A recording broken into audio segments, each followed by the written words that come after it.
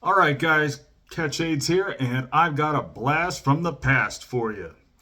Classic old school death metal released, not quite in the 90s, but 2001. That's close enough. It's Internecine. The album is called The Book of Lambs.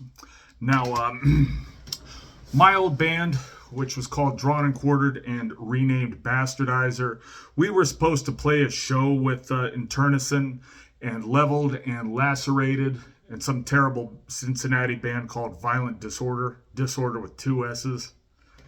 That would have been at Sudsy Malone's in Cincinnati in early 1998. However, our guitar player decided he wanted to stay home and watch TV instead. He's the same guy from my roommate wanted to pull a Nathan Gale on Trey Isaac. Yep. What's he doing nowadays? He's 45 years old, living on welfare and homeless. So there you go. All right, so let's get to this album here. So I would give this album a few spins here and there, but the thing is, Jared Anderson, the main man of this band. It used to be, I guess, like a more democratic, every man, pulls his weight. But I don't know if this was eventually, if this was entirely Jared Anderson's project, but I don't know if it started out that way, but by the time this album came out, he was like the last man standing. None of the other guys in the band were still in the band. Drummer Shannon Purdon and guitarist David Scalf were no longer in the band. This is just Jared doing all the vocals, playing all the guitars, all the bass, with the exception of Eric Rutan doing a few of his killer solos.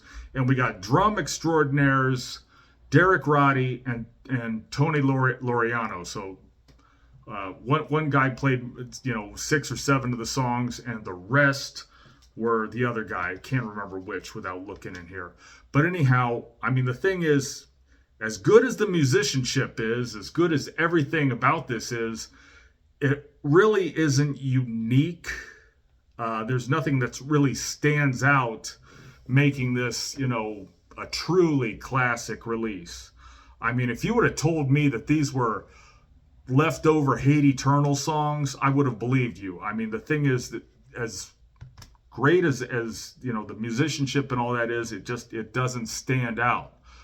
Jared's vocal performance isn't really different from any other death metal vocalist at the time. If you would have told me that was Steve Tucker or that was Eric Rutan doing the vocals, again, I would have totally believed you. Anything else I can definitely... as far as Jared Anderson's cause of death, he died in Kentucky. So I'm not going to be able to find out the cause of death for another 50 years after his death. So you're going to want to subscribe, because in 2056, I will tell my viewers Jared Anderson's cause of death. But to be 30 years old and just drop dead in your bed, and that just something isn't adding up. So after all these years, we still have no idea how Jared Anderson died. I didn't really know him too well. All I know is from what I did, my brief interaction with him at that show. He was a truly nice person.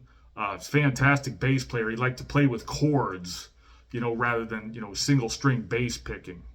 But yeah, he does a fantastic job on guitar.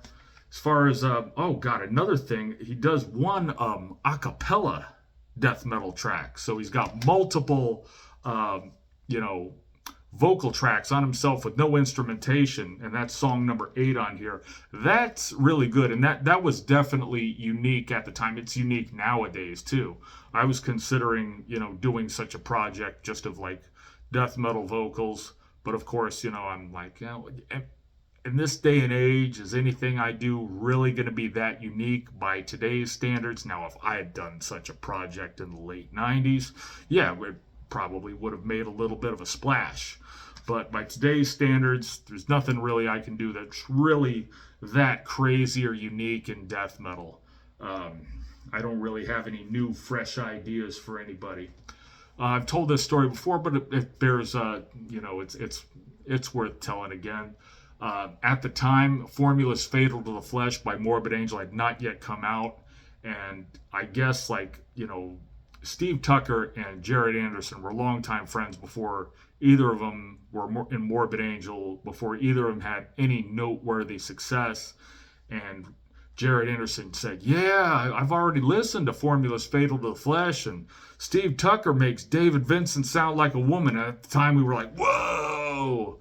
You know, I was, you know, but Steve Tucker is an awesome, very capable vocalist, but then again, you know, he's not really that unique. David Vincent was and still is super unique. That's all I really have to add about this. I also like their 3-song promo that they put out, I believe, in 1997. So, yeah. If this is really that important to you, go ahead and get it on Discogs. I may sell this. I may not. I don't know. I'm keeping it for the time being because I'm not desperate for money. So if you have anything good to say about Internecine, go ahead and leave me a comment.